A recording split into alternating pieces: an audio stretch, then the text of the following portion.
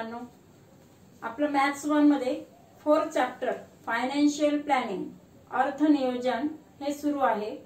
या अगोदरच्या भागामध्ये आपण एचजीएसटी सीजीएसटी त्यावरील उदाहरण बघितले, त्यांचे डेफिनेशन आणि त्यांचे जे कन्सेप्ट आहे ते आपण शिकलेलो आहोत।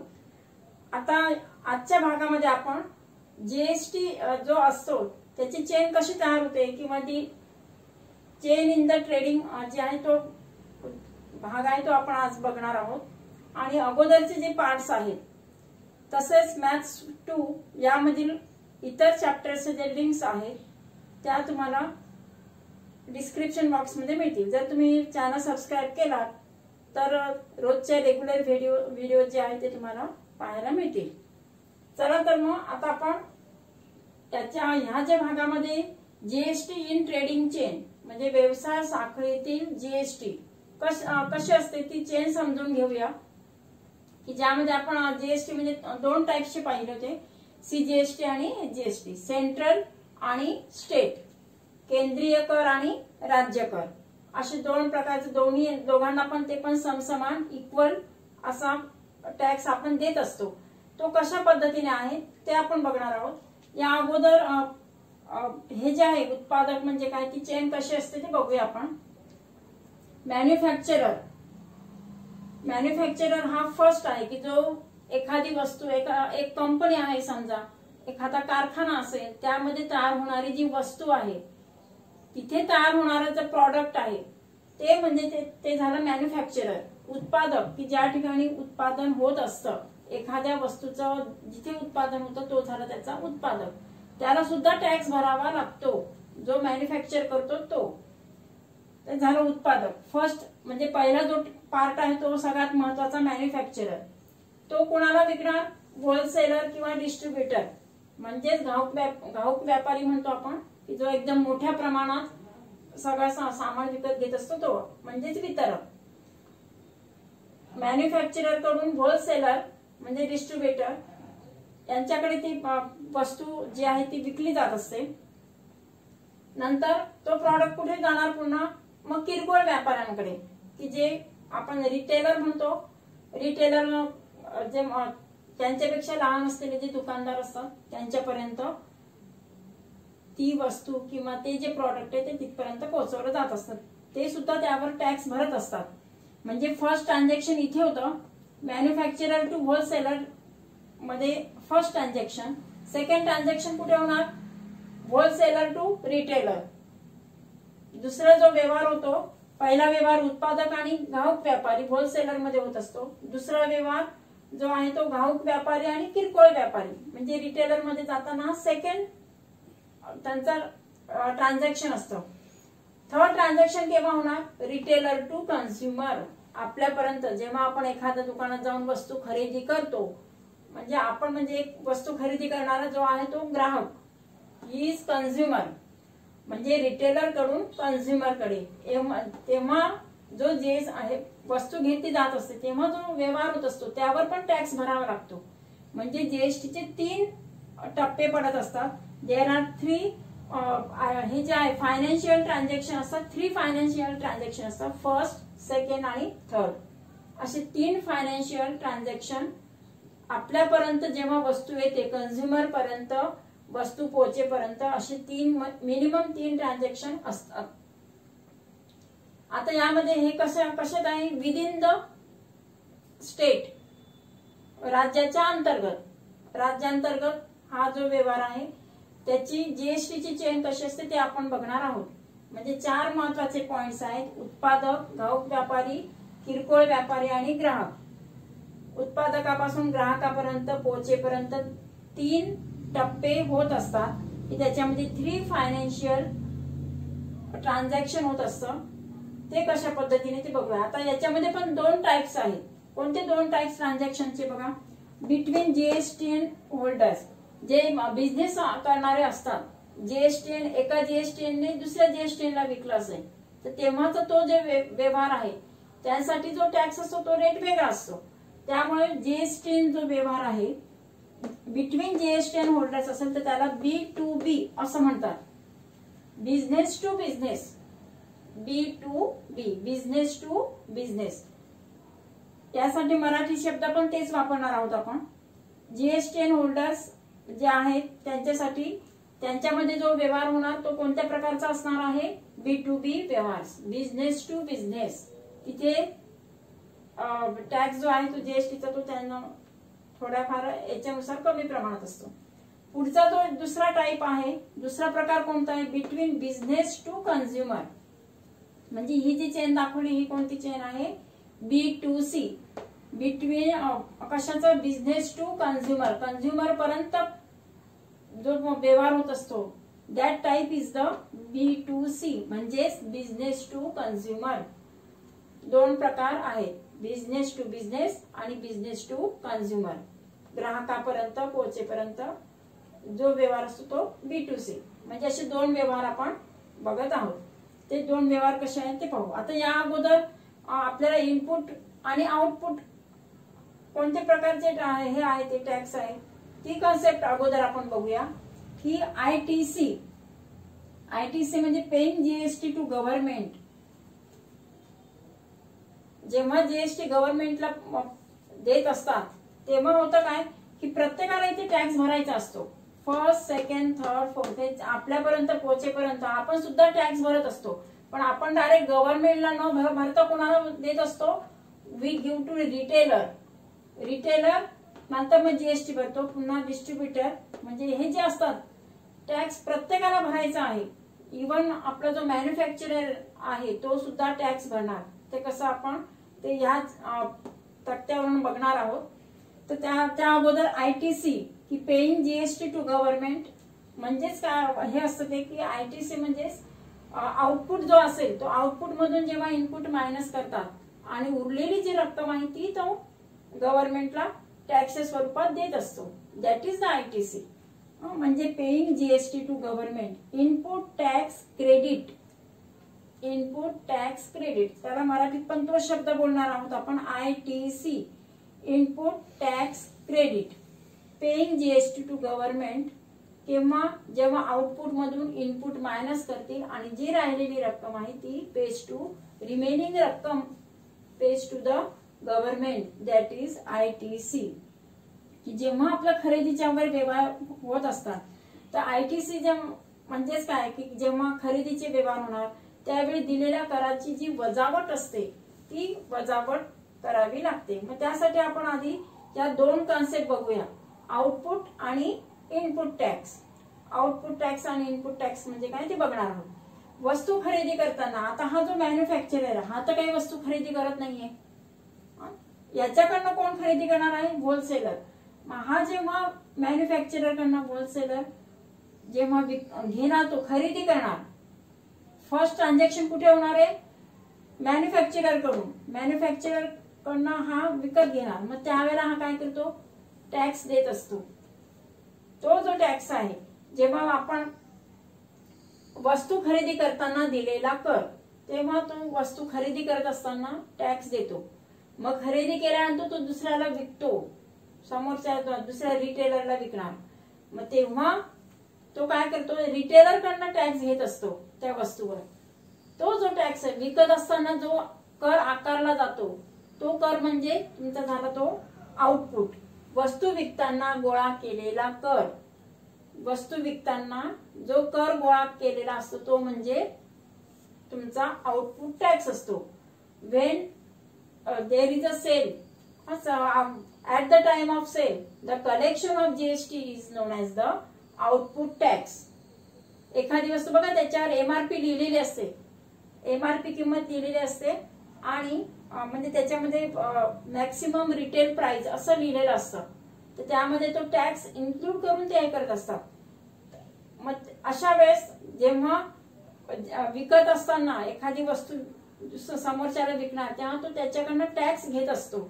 टॅक्स घेऊन मग ती रक्कम पूर्ण वस्तूची घेत असतो. विकत असताना दिलेला जो टॅक्स आहे, दिलेला जो कर आहे, वस्तू विकताना गोळा केलेला कर जो आहे तो म्हणजे त्याच्यासाठी तो आउटपुट आहे. That is output. वस्तू आधी विकणार त्याच्यातून आलेला कर आणि इनपुट म्हणजे तो जेव्हा स्वतः खरेदी करणार, कुणाकडून खरेदी करणार, मॅन्युफॅक्चरर कडून खरेदी करणार त्यावेळेला इनपुट, आणि तो जेव्हा विकणार समोरच्याला तेव्हा जो टॅक्स असतो तो म्हणजे आउटपुट. मग अशा आउटपुट टॅक्स मधून इनपुट टॅक्स मायनस करणार आणि जो उरलेला असेल तो गव्हर्नमेंटला देतो. मग ही जी पद्धत आहे की आउटपुट टॅक्स मधून इनपुट टॅक्स वगळायचा, तो मायनस करायचा आणि उरलेली रक्कम, उरलेली जी कर आहे, कराची जी रक्कम आहे ती आपण गव्हर्नमेंटला तो देत असतो.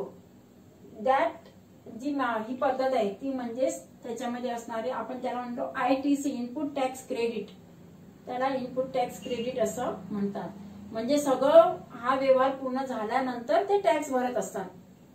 वस्तू विकत घेत असताना जो टॅक्स आहे तो त्याच्यासाठी झाला इनपुट टॅक्स. वस्तू विकताना गोळा केलेला टॅक्स म्हणजे आउटपुट टॅक्स. आणि ह्या आउटपुट टॅक्स मधून जेव्हा तो इनपुट मायनस करणार आणि उरलेले जो काही टॅक्स असेल त्याचा तो गव्हर्नमेंटला पे करतो. आणि हे करताना वेळ लागत असतो आणि म्हणून मग इट इज द, त्याला म्हटले जीएसटी इन ट्रेडिंग चेन. एक सगळे एका वेळी करते ती चेन असते ती, आणि त्या साखळीमध्ये प्रत्येक जण अशा पद्धतीने after completing the transaction they pay the जो आहे जीएसटी आहे तो गव्हर्नमेंटला पे करत असतात. आणि मग ते याच्यानुसार आपण कसे ते बघूया. त्यासाठी एक उदाहरण बघू आपण की एक घड्याळ घेतला आहे. एक मॅन्युफॅक्चरर आहे की त्याने एक वॉचचं उदाहरण घेतलंय की 200 रुपयाची जी वस्तू आहे, घड्याळ आहे, त्या मॅन्युफॅक्चररने 200 रुपये किमतीला एका होलसेलरला विकले. होलसेलरने रिटेलरला 300 रुपये त्याची किंमत घेतलेली आहे आणि रिटेलर कस्टमरला विकत असताना 400 रुपयावर टॅक्स आकारणार आहे. बघा, प्रत्येकासाठी किंमत वेगवेगळी आहे. मॅन्युफॅक्चरर ती जी वस्तू आहे म्हणजे वॉच जे आहे, घड्याळ 200 रुपयाची घड्याळ ती आहे, ती होलसेलरला तो त्याच्यासाठी विकताना किंमत किती आहे, 200 रुपये आहे आणि 200 रुपयात तो टॅक्स घेणार. फर्स्ट ट्रान्झॅक्शन कुठे होत आहे बघा, मॅन्युफॅक्चरर टू होलसेलर, उत्पादकाकडून वितरकाकडे. त्यासाठी ती किंमत आहे ती 200 रुपये. 200 रुपयावर तो टॅक्स घेणार. किती टॅक्स भरणार तो बघा, जो जीएसटी आहे तो. फर्स्ट ट्रान्झॅक्शन मध्ये पहा, प्राइस ऑफ वॉच 200 आहे, सीजीएसटी 6% आहे आणि एचजीएसटी 6%. दोन्ही पण 6% म्हणजे किती झाले, 12%. याचे 6% जर घेतलं, 200 रुपयाचे 6% जर काढले आपण तर किती होतात ते, 100 रुपयाला 6 रुपये, मग 200 रुपयाला 12 रुपये. म्हणजे सीजीएसटी 12 रुपीज आणि एचजीएसटी 12. 12 प्लस 12 किती झाले, 12 अधिक 12 24. म्हणजे 24 रुपये, 224 रुपये काय झाला. हा होलसेलर जो आहे तो त्याच्याकडनं घड्याळ 200 रुपयाची घड्याळ तो 224 ला घेणार. ही परचेस जी काही किंमत आहे वॉच आहे ती तो 224 ला घेणार. म्हणजे 24 रुपीज हा काय झाला, त्याने दिलेला जीएसटी. फर्स्ट ट्रान्झॅक्शन मध्ये जीएसटी किती आलाय, 24 रुपीज. आता हा होलसेलर काय करणार, होलसेलर रिटेलरला म्हणजे जो किरकोळ व्यापारी आहे त्याला तो 300 रुपये किमतीने ती घड्याळ विकणार. म्हणजे त्याच्यासाठी किंमत कोणती ठेवली, त्याने 200 ठेवली का, नाही, त्याच्यासाठी किंमत आहे 300 रुपीज. आणि त्या 300 रुपयावर तो टॅक्स आकारणार. 300 रुपयावर जो टॅक्स घेणार जीएसटी तो घेणार तो 12%. म्हणजे 6% सीजीएसटी, 6% जीएसटी. केंद्रीय कर 6% आणि राज्य कर 6%. म्हणजे टोटल किती झाला तो 12%. ते पण बघा सेकंड ट्रान्झॅक्शन मध्ये जीएसटी इनव्हॉइस. सेकंड ट्रान्झॅक्शन मध्ये पहा, प्राइस ऑफ वॉच इज 300. अगोदर किती होती, फर्स्ट ट्रान्झॅक्शन मध्ये 200, सेकंड मध्ये 300. इथे पण तोच रेट आहे. सीजीएसटी 6%, एचजीएसटी पण 6%. 6%ने जर घेतलं 100 रुपयावर 6 रुपये, मग किती झाले 300. 300 रुपयावर सायंत्रिक 18 रुपये टॅक्स होणार. इथे पण सीजीएसटी 18 अधिक 18 किती झाले 36. 336 रुपीज वी गेट द जो जीएसटी आहे तो टोटल जीएसटी काय देणार 336 रुपये. आता इथे जे ट्रान्झॅक्शन आहे ते कोणतं आहे, B2B आहे. इथे सुद्धा इथलं ट्रान्झॅक्शन पण B2B, बिझनेस टू बिझनेस. इथे सुद्धा काय आहे, बिझनेस टू बिझनेस. कारण ते दोन्ही पण काय आहे, जीएसटीएन होल्डर्स आहे. When they are GSTN holders the transaction is B to B type. Therefore दोन्ही जे ट्रान्झॅक्शन आहेत, फर्स्ट ट्रान्झॅक्शन आणि सेकंड ट्रान्झॅक्शन, दोन्ही पण कशा आहेत, बी टू बी टाईपचे आहेत. म्हणजे आता किती होणार, तो कितीला विकली त्याने ती घड्याळ, 336 रुपयाला, 336 रुपीजला त्या हे जे आहे होलसेलरने रिटेलरला विकलेले आहे. या 300 रुपयावर त्याने 12% म्हणजे 36 रुपये जीएसटी तो भरणार. ते आता कसे ते आणखी नंतर बघू आपण. आता तिसऱ्या टप्प्यामध्ये पहा, तिसऱ्या टप्प्यामध्ये in the third step, third transaction मध्ये काय झालंय, now the price of watch is 400. जेव्हा आपण दुकानात जाणार तेव्हा आपल्यासाठी त्या घड्याळाची किंमत 200 असणार आहे का, नाही, 200 नाही. आता त्याची प्राइस किती असणार आहे, 400. आणि त्या 400 वर आपल्याला टॅक्स भरायचा आहे. We pay the tax on that 400 which is the taxable amount, की त्याच्यावर आपल्याला तो टॅक्स भरायचा आहे. आता 400 वर आपण 12% व्याज भरतोय, म्हणजे किती झाले, 12% नुसार. तिसरं ट्रान्झॅक्शन बघू आपण, जीएसटी इनव्हॉइस थर्ड. आपल्याला जो इनव्हॉइस मिळतो, मी जर दुकानात गेले घड्याळ विकत घेतले तर आपल्याला मिळताना कोणतं इनव्हॉइस मिळेल, हे 3 इनव्हॉइस पैकी थर्ड टाईपचं इनव्हॉइस, की ते तिसऱ्या टप्प्यामध्ये आपण थर्ड ट्रान्झॅक्शन मध्ये येतो आहोत.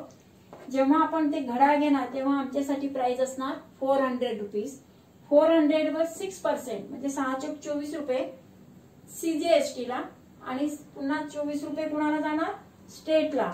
24 रुपये म्हणजे 24 प्लस 24, टोटल किती टॅक्स देतो आपण, 48 रुपीज. म्हणजे आपल्यासाठी घड्याळाची किंमत 400, 400 वर आपण किती टॅक्स दिलेला आहे, 48 रुपीज म्हणजे 48 रुपीज. आता हा जो टाईप आहे तो कोणता टाईप झाला का, B2C, business to consumer, B2C टाईपचा ट्रान्झॅक्शन आहे. आणि यामध्ये जो जीएसटी दिलेला आहे तो मात्र जरी पर्सेंटेज तेच असेल 6%, 6%, इथे पण 6% आहे, प्रत्येक जण 6% भरतोय, परंतु आपल्यासाठी एमआरपी त्याची जी किंमत आहे ती किती असणार आहे, 400. याच्यासाठी 300 होती, फर्स्ट साठी 200. म्हणजेच जी किंमत आहे, खरेदीची जी किंमत आहे ती मात्र बदललेली आहे. आणि खरेदीची किंमत बदलताना ते काय करतात, त्याच्यामध्ये टॅक्स इन्क्लूड करतात. आता हा होलसेलर ती घड्याळ काही 200 ला विकणार नाही, तो 300 घेणार आणि 300 वर टॅक्स अप्लाय करून देन ही जो आहे तो ही सेल टू द कस्टमर, तो सेकंड कस्टमरला ते विकणार आहे.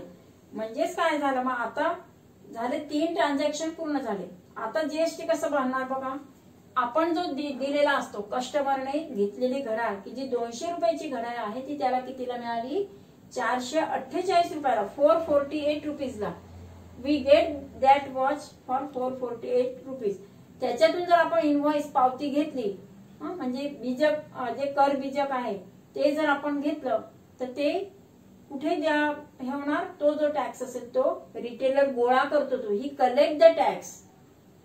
आपण जाऊन डायरेक्ट गव्हर्नमेंटला भरलेला नाहीये, आपण कुणाकडनं ज्याच्याकडनं वस्तू खरेदी केली त्या रिटेलरला तो टॅक्स दिलेला आहे. तो काय करणार, आता तो जो टॅक्स आहे त्याच्यातला 48 रुपीज जो टॅक्स आहे तो स्वतःचा जो टॅक्स त्याने 36 रुपीज भरलेले आहे, त्याने 300 वर किती भरले होते, 36 रुपीज. तो 48 मधून 36 मायनस करणार. त्याच्यासाठी आता हा काय झालाय, output and this is input.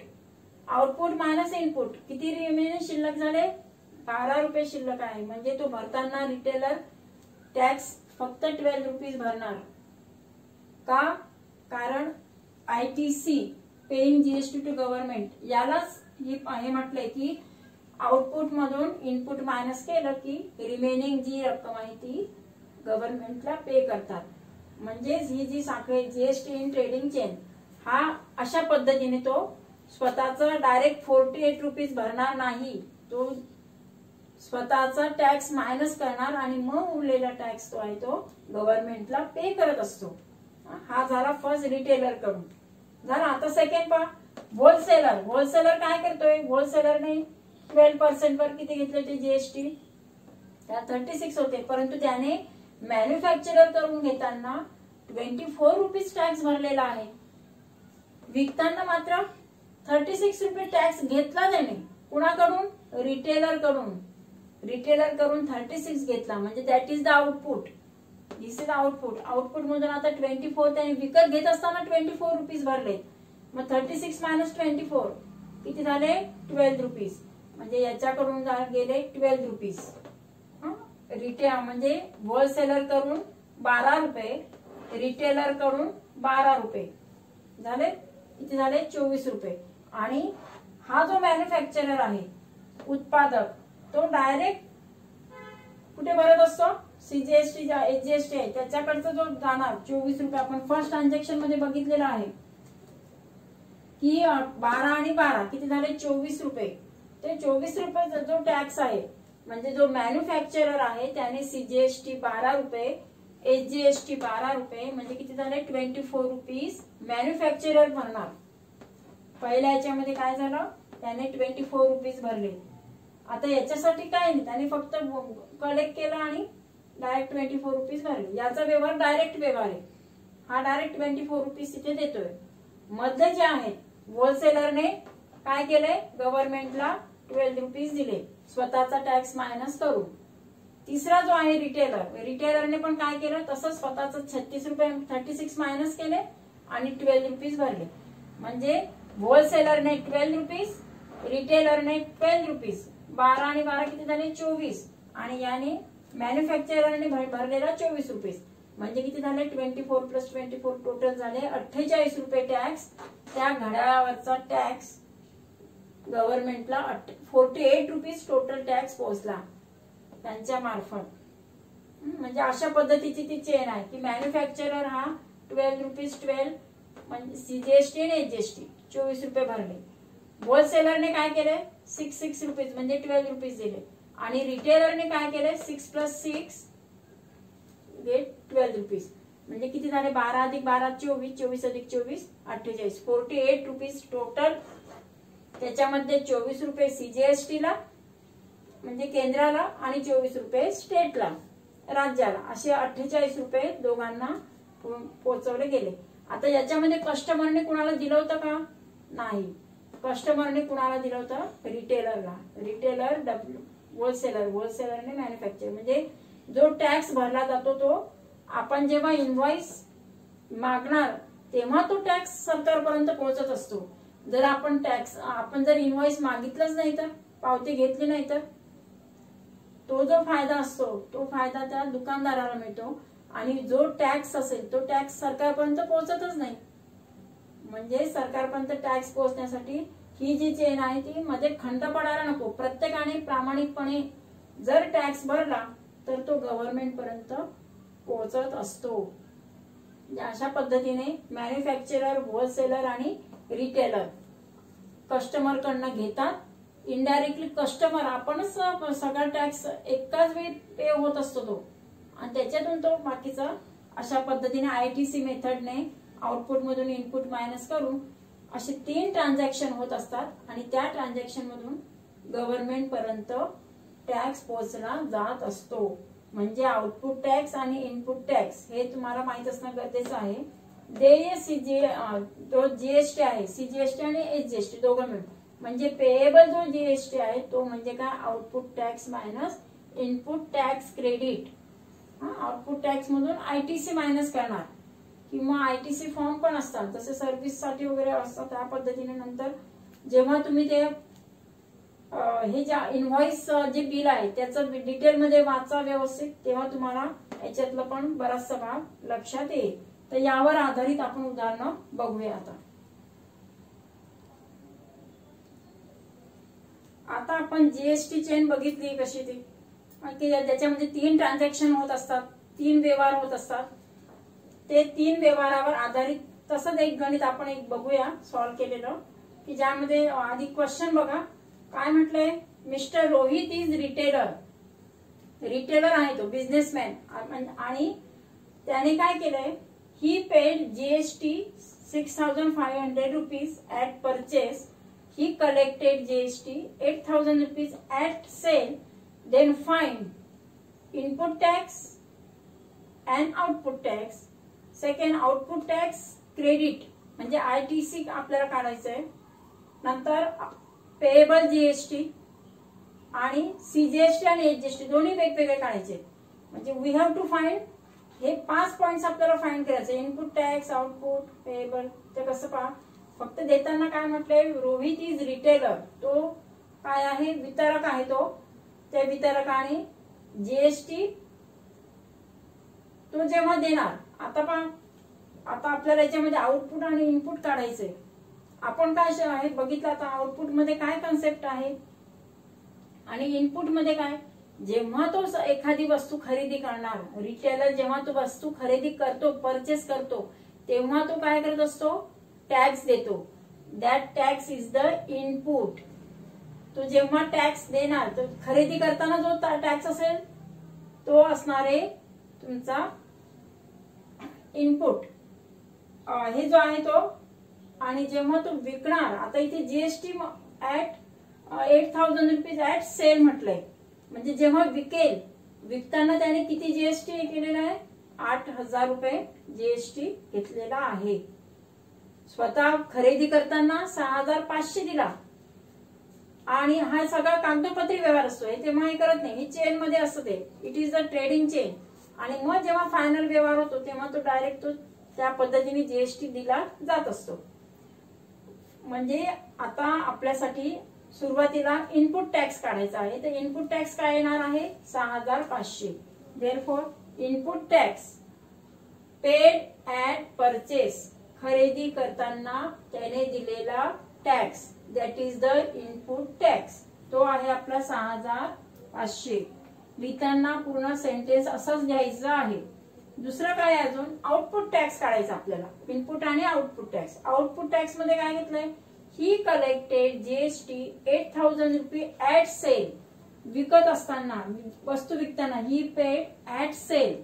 वस्तूची विक्री करताना किती GST घेतलेला आहे, ती कलेक्ट गोळा केलाय त्याने 8,000 rupees. That is the output tax. त्याला आपण काय म्हणणार, आपण आउटपुट टॅक्स म्हणणार. म्हणजे आउटपुट टॅक्स 8,000 रुपीज आणि इनपुट टॅक्स किती आहे, 6,500. 6,500 रुपये हा झाला तुमचा इनपुट टॅक्स, म्हणजे रिटेलरचा इनपुट टॅक्स. आता आपल्याला काढायचा त्याच्यामधला ICT का हे करायचा, ITC output tax credit. ITC म्हणजे आउटपुट टॅक्स क्रेडिट. तो कसा काढणार आपण, तर त्यासाठी पण आता GST जो आहे, GST पेएबल आणि आणखी म्हटलं त्यांनी आउटपुट टॅक्स क्रेडिट म्हणजे ITC, की जो 6,500 रुपये त्याचं क्रेडिट आहे. ते की जेव्हा तो व्यवहार करेल, आउटपुट मधून इनपुट मायनस करणार आणि जेव्हा तो टॅक्स भरणार, तेव्हा त्यासाठी त्याची ITC काय असणार आहे, क्रेडिट जे आहे ती 6,500 रुपीज असेल. आता आणखी पुन्हा काय विचारलंय, पेएबल GST. आता टोटल GST काय हे करणार, कसं पे करणार आहे, तर output tax minus ITC. Output tax मधून ITC मायनस करणार. आउटपुट टॅक्स आहे आपला 8,000. 8,000 मायनस 6,500. 8,000 वजा 6,500 किती मिळालेत मग आपल्याला, 1,500 रुपीज. 1,500 रुपीज हा झाला GST पेएबल, की जो आपल्याला GST पे करायचा आहे. आता पेएबल CGST काढायचंय. CGST आणि HGST काय असतं, नेहमी इक्वल असतात, ते निम्मे निम्मे असतात, 50-50% असतात. CGST is equal to HGST. Therefore GST upon 2. GST भागिले 2 केला. केंद्रीय कर आणि राज्य कर, CGST आणि HGST. ते आपण मराठीत पण अशाच पद्धतीने लिहिणार आहोत. CGST आणि HGST असंच लिहिणार, is equal to GST upon 2. मग 1,500 भागिले 2 किती झाले, 2-7-14 आणि 5-5-10 किती, 750 रुपये. 750 रुपीज, 750 रुपये सेंट्रलला दिलं जाणार CGST केंद्रीय कर, आणि 750 कुठे दिलं जाणार, राज्याला, स्टेट लेवलला. म्हणजे CGST आणि HGST बोथ आर इक्वल. पे म्हणजे टोटल त्याने किती टॅक्स पे केलेला आहे, 1,500. 1,500 रुपये हा जो टॅक्स आहे तो CGST आणि HGST कडे गव्हर्नमेंटला पे केलेला आहे. आता इथे आणखी एक महत्वाचा कॉन्सेप्ट आहे, mister Rohit payable GST. Mister Rohit payable GST याचा अर्थ काय की GST to government paid by the Rohit. Rohit म्हणजे हा रिटेलर आहे. He is retailer, he is not consumer. Consumer कुणाला देत असतो आपण, आता जी चेन बघितली त्यामध्ये कन्झ्युमर जो आहे तो रिटेलरला देत असतो. आणि म्हणून रिटेलर साठी पेएबल जीएसटी काय असणार आहे, mister Rohit payable GST. Payable जीएसटीचा अर्थ he pay the GST to government by this method, की त्याच्यातून आयटीसी मायनस करणार, output minus ITC and then he gives the GST. That GST is म्हणजेच काय त्याला म्हणणार आपण Rohit payable GST. After minus सगळं हे करून त्या चेन मधून जेव्हा आपण अशा पद्धतीने आउटपुट टॅक्स मायनस आयटीसी करणार त्याला म्हणायचं payable GST. That is the payable GST. म्हणून हे वाक्य तेवढ्या करताच आपण लिहिलेलं आहे. तर अशाच पद्धतीची जी उदाहरणं आहे ती आपण पुढच्या भागात बघूया. थँक्यू.